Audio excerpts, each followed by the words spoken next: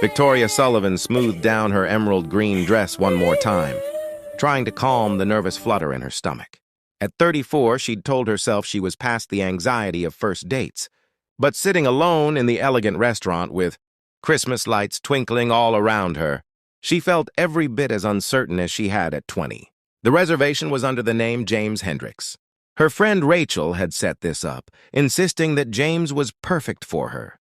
Kind, successful, ready to settle down. Victoria had been hesitant.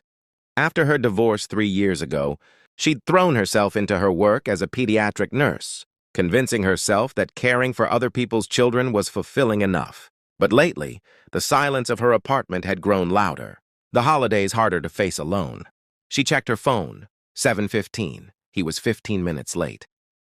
The waiter had already refilled her water twice, each time with a sympathetic smile that made Victoria's cheeks burn. At 7:30, her phone buzzed. "I'm sorry, but I don't think this is going to work out. Rachel mentioned you were divorced. I'm really looking for someone without that kind of baggage. I hope you understand. Best wishes." Victoria stared at the message, the words blurring slightly as tears pricked her eyes. She blinked them back quickly, forcing herself to breathe slowly. She shouldn't be surprised. This had happened before, in different variations.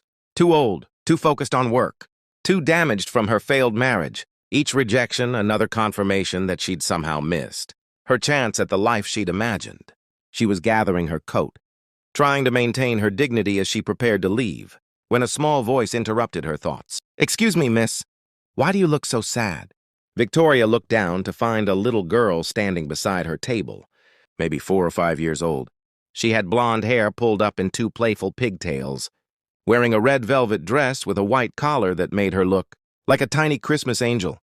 In her arms, she clutched a small teddy bear. Her blue eyes were bright with genuine concern, the kind of pure empathy only children possess. "Oh, sweetheart, I'm okay," Victoria managed, forcing a smile. "Shouldn't you be with your family?" "I'm with my family." "That's my daddy over there." The little girl pointed to a nearby table where a man sat with an older couple. He was looking their way now, concern crossing his handsome features.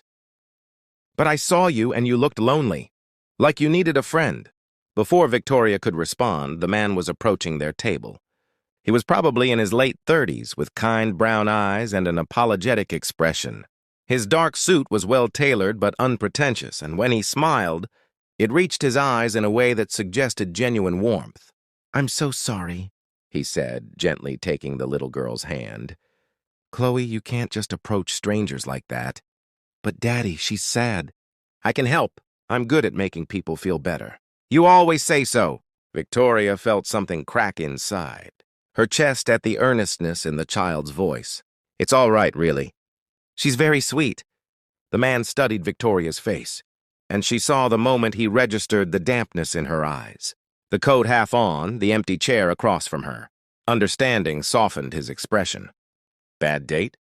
he asked quietly. The kindness in his voice, combined with everything else, made Victoria's careful composure crumble. "He didn't even show up. Sent a text saying I had too much baggage." She laughed, but it came out shaky. "Sorry, I don't know why I'm telling you this." "Because sometimes strangers are easier to tell," he said gently. He glanced back at his table, where the older couple was watching with interest.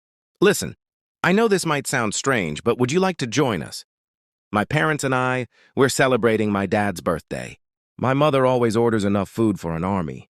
And Chloe seems quite convinced you need company." "Please?" Chloe tugged on Victoria's hand with both of hers. "We have chocolate cake coming." Grammy always gets chocolate cake because it's Grandpa's favorite, but she lets me have some too. "You can have some of mine." Victoria knew she should decline politely. Go home to her empty apartment. Maybe call Rachel to vent about yet another failed attempt at dating. But something about this little girl's earnest face, about the genuine kindness in the father's eyes, made her pause. When was the last time someone had simply wanted her company? Not because she fit certain criteria, but just because she was human and hurting? "If you're sure I wouldn't be intruding," she said softly. "Not at all," the man assured her. "I'm Daniel Morrison, by the way. And this is Chloe, as you've probably gathered." As they walked to Daniel's table, Chloe kept hold of Victoria's hand. chattering about the Christmas decorations, her new teddy bear, and how Grandpa was turning 65, which was really, really old, but not as old as dinosaurs. Daniel's parents, Eleanor and Robert Morrison, welcomed Victoria with the kind of easy warmth that suggested they'd raise their son well. Eleanor, a silver-haired woman with laugh lines and a gentle smile, simply made space without asking questions. Robert, wearing a birthday button Chloe had obviously made for him, offered a handshake and said, "Any friend of Chloe's is a friend of ours." Over dinner, Victoria found herself relaxing in a way she hadn't in months. Daniel explained, in response to his mother's gentle prompting, that his wife had passed away 2 years earlier, an aneurysm, sudden and devastating. He'd been raising Chloe on his own ever since, balancing his work as an architect with single parenthood.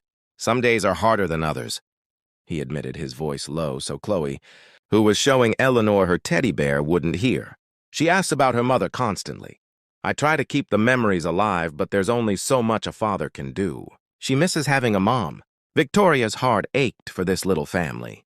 She told them about her work at the children's hospital, about the joy of helping young patients heal, about how it filled some of the emptiness in her own life. Chloe's eyes grew wide with interest. "You help sick kids get better? Like a superhero?" "Sort of like that," Victoria smiled. "I read them stories and bring them juice boxes and make sure they get their medicine." "I love stories," Chloe announced. "Daddy reads to me every night, but sometimes he falls asleep before the ending because he's tired from work." Daniel had the grace to look sheepish. "In my defense, some of those books are very long." The evening passed in a warm blur of conversation and laughter. Eleanor shared embarrassing stories about Daniel's childhood. Robert told terrible dad jokes that made Chloe giggle. Victoria felt herself unwinding, the earlier rejection fading into background noise against this unexpected kindness. When the chocolate cake arrived, Chloe insisted on sitting next to Victoria. As they shared a slice, the little girl studying Victoria with those serious blue eyes, something shifted in the air. "Are you still sad?" Chloe asked quietly. "Not anymore," Victoria answered honestly. "You and your family have made me feel much better." Chloe considered this, taking another bite of cake. Then, with the matter-of-fact tone that only small children can manage, she asked, "Do you have kids?" "No, sweetheart." "I don't." "Do you want kids?" Victoria felt her throat tighten. It was the question she'd been avoiding for 3 years, the one that hurt most to answer. "I did once. I always thought I would. But things didn't work out that way." Chloe nodded as if this made perfect sense. Then she set down her fork and turned to face Victoria fully. "My daddy is lonely too. I can tell because sometimes he looks sad when he thinks I'm not looking. And I don't have a mommy anymore, which makes me sad sometimes even though daddy tries really hard." "Chloe, honey," Daniel started, clearly mortified. But Chloe wasn't finished. With the blunt honesty of childhood, she asked, "Can you be my new mom?" The restaurant seemed to go silent. Eleanor's hand flew to her mouth. Robert looked like he was trying not to smile. Daniel's face had gone red, and Victoria felt tears streaming down her cheeks before she could stop them. She knelt down beside Chloe's chair, bringing herself to eye level with this extraordinary little girl. "Oh, sweetheart. Being someone's mom is a very special thing. It's not something that happens quickly. But you're nice," Chloe said, as if this settled everything. "And you're sad like Daddy, which means you could make each other happy. And you work with kids, so you already know how to be a mom." "It makes sense." Victoria couldn't help but laugh through her tears. "You are absolutely right that it makes sense. But your daddy and I just met. We're strangers." "Then be not strangers first," Chloe said simply. "That's what Daddy says about making friends. First you're strangers, then you talk, then you're friends." Daniel had finally recovered enough to speak. "I am so sorry. Chloe, you can't just ask people to be your mother." "Why not? You're always saying I should ask for what I need. I need a mom. She needs a family. It's perfect." She stumbled slightly over the word, but delivered it with complete conviction. Victoria looked up at Daniel and saw her own astonishment reflected back at her, mixed with something else. Hope, maybe? Or possibility. The kind of tentative recognition that happens when two people realize they might have found something unexpected. "I should probably explain," Daniel said, running a hand through his hair. Chloe's been very focused on the concept of family lately.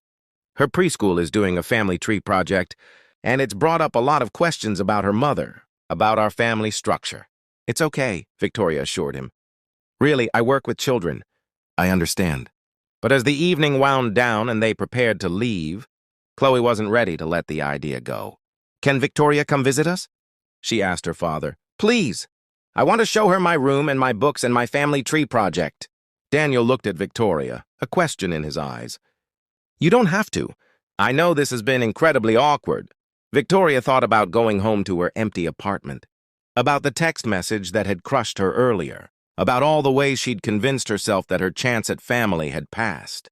Then she looked at Chloe's hopeful face, at Daniel's kind eyes, at Eleanor and Robert watching with gentle encouragement. I'd love to, she heard herself say. Maybe this weekend? If that works? Chloe threw her arms around Victoria's waist. Yes, Saturday. I'll clean my room and everything. As they said their goodbyes on the sidewalk outside the restaurant, Eleanor pulled Victoria aside. My granddaughter has excellent instincts about people, she said quietly. And I haven't seen my son smile like that in 2 years. Whatever happens, thank you for giving them both a little hope tonight. Over the following weeks, Victoria became a regular part of Chloe's life. She visited on Saturday mornings, helping with the family tree project, reading stories, teaching Chloe about the human body in simple terms that delighted the little girl. Daniel was always there, watching his daughter bloom under the attention, gradually opening up about his own life. He told Victoria about the impossible balancing act of single parenthood, about the guilt of working long hours but needing to provide, about the loneliness of lying awake at night with no one to share the worries with. Victoria shared her own story, about a marriage that had ended when her ex-husband decided he didn't want children after all, about the years of fertility treatments and heartbreak, about finally accepting that motherhood might never happen for her. I think that's why I became a pediatric nurse, she admitted one afternoon while Chloe napped. They were sitting on Daniel's couch, coffee cups between them, speaking in the hushed tones people use around sleeping children. If I couldn't have my own children, at least I could care for others. It helped fill the empty space. Daniel reached over and took her hand. For what it's worth, you're incredible with Chloe. She adores you. I know she kind of put us both in an impossible situation with that first question, but I'm grateful she did. I wouldn't have had the courage to approach you otherwise. Why not? Because you were dealing with your own pain. Because I thought maybe I was too broken to try again. Because loving someone and losing them destroyed me. And I wasn't sure I could risk that again. He paused, his thumb tracing gentle circles on her hand. But Chloe reminded me that love is always worth the risk. On Christmas Eve, Daniel invited Victoria to spend the evening with them. Eleanor and Robert were there too, and the small house was warm with the scent of cookies and pine. Chloe had made ornaments for everyone, carefully painted with glitter and determination. The one she gave Victoria said, "My favorite nurse," in wobbly letters. After dinner, as they sat by the tree, Chloe crawled into Victoria's lap with a book. It was the most natural thing in the world, this small weight of trust and affection. As Victoria read, doing different voices for each character, she felt Daniel's arm settle around her shoulders. Later, after Chloe had finally been persuaded to go to bed, Victoria and Daniel stood on his front porch, watching snow begin to fall. She's going to ask again, you know, Daniel said quietly. About you being her mom. She asks me about it every night. Wants to know if you're going to stay. Victoria felt her heart racing. What do you tell her? I tell her that love takes time, that families are built slowly, with care and patience, that wanting something doesn't make it happen instantly. He turned to face her, his hands gentle on her shoulders. But I also tell her that sometimes, when you find the right people, it feels like they were always meant to be part of your story. Victoria looked up at this man who'd entered her life on the worst night, who'd offered kindness when she'd expected nothing, whose daughter had somehow seen exactly what Victoria needed before she knew it herself. I spent 3 years convinced I'd missed my chance, she said softly. That family and love and belonging were things that happened to other people, not to divorced nurses pushing 35.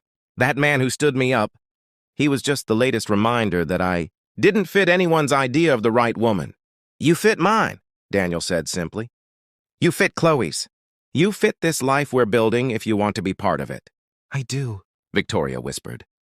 I want that so much it scares me. Me too, Daniel admitted. But I think maybe that's how you know it's real. Because it matters enough to be scary. He kissed her then, soft and sweet under the falling snow. And Victoria felt something in her chest unfold like a flower, finally finding light. 6 months later, on a sunny Saturday morning, Victoria moved her things into Daniel's house. Chloe helped, carefully carrying small items and announcing where everything should go. When they reached the bedroom that would now be Victoria's too, Chloe stopped. So you're really staying? Forever and ever? Victoria knelt down, taking both of Chloe's small hands in hers. I'm really staying, if that's okay with you. Can I call you Mom? The question, asked with such hope and seriousness, made Victoria's eyes fill with tears. I would be honored if you called me Mom. Chloe threw her arms around Victoria's neck.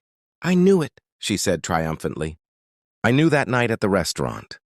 I told Daddy you were the one. Later, as they unpacked boxes and arranged furniture, Daniel pulled Victoria close. Thank you, he whispered, for staying that night, for giving us a chance, for loving us both. Victoria thought back to that Christmas evening, sitting alone at a restaurant table, convinced she'd been rejected yet again, that love and family weren't meant for her. She thought about a little girl brave enough to ask a difficult question, about kindness offered freely, about the way sometimes our greatest blessings arrive in the moments we feel most broken. Thank you for seeing me, she said, for letting Chloe approach a sad stranger, for inviting me into your family, for showing me that it's never too late, that the right love finds you when you least expect it. From the hallway, they heard Chloe singing to herself, a made-up song about having the best family in the whole world. Daniel and Victoria looked at each other and smiled, this couple brought together by a child's wisdom and a Christmas miracle. Because sometimes the best things in life start with rejection and end with belonging. Sometimes it takes a 4-year-old to see what adults are too scared to hope for. And sometimes the family you're meant to have finds you in the most unexpected ways, asking the most impossible questions, offering love when you need it most. Can you be my new mom?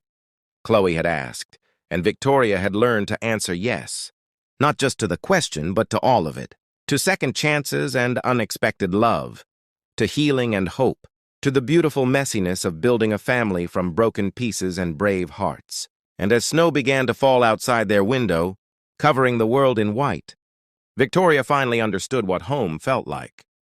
It felt like small hands trusting yours, like a man who sees your scars and loves you anyway, like being chosen not despite your past but because of everything you've become. It felt like Christmas lights twinkling, like a little girl's laughter, like finally being exactly where you belong.